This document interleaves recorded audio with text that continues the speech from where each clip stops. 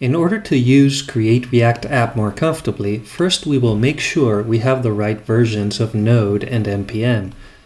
We can do that by Node-V, and as long as we are on 8.1 or higher, we are good.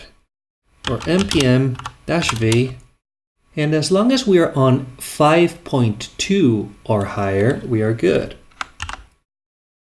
Now, the way we generate a Create React App application is by typing npx create react app followed by the desired name, like for example, my-project, and use low caps and dashes for your project names. Hit enter. Create React App uses Yarn internally, but we don't actually need Yarn in order to generate or run Create React App applications. Now, we will cd into the project folder and launch VS Code. The structure of the project is deceivingly simple. In fact, all the configuration files are hidden from us. If we take a look at the README first, which is what we should always do, we have a bunch of available scripts. npm start will compile the project and spin it up so we can visit it in localhost 3000. npm test will run our tests.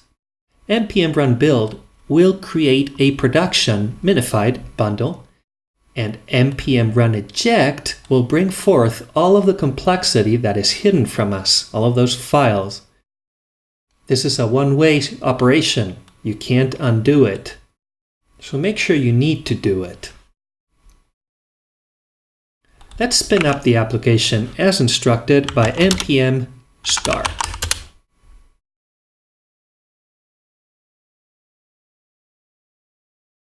After a moment, we get this application running on localhost 3000. Now, inside of the source folder, we can find an index.js, which contains the code where we mount the root of the application to the DOM. And if we go to app.js, here is a familiar React component.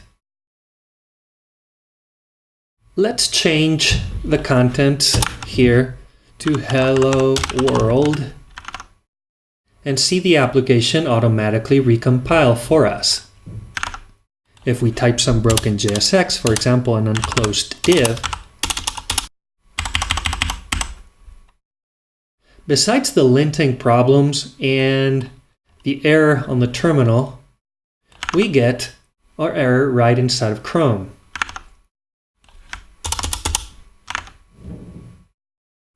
Now, what if we want to install additional dependencies to our project? We need a new terminal, and we can proceed as usual. npm install --save and the name of the library. For example, universally unique identifier, or UUID.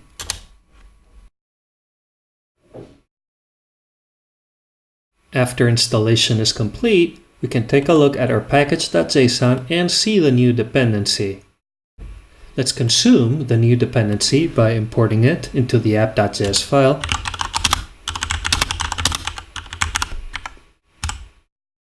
And let's render something to the screen with it. Every now and then, especially when adding or deleting large numbers of files or adding new dependencies, Webpack will go nuts and will need to be restarted. We can do that by Ctrl+C and npm start. The error is gone and we are back to compiling. Let's use this library inside of our JSX, like so. And there is our universally unique identifier. So this is Create React App.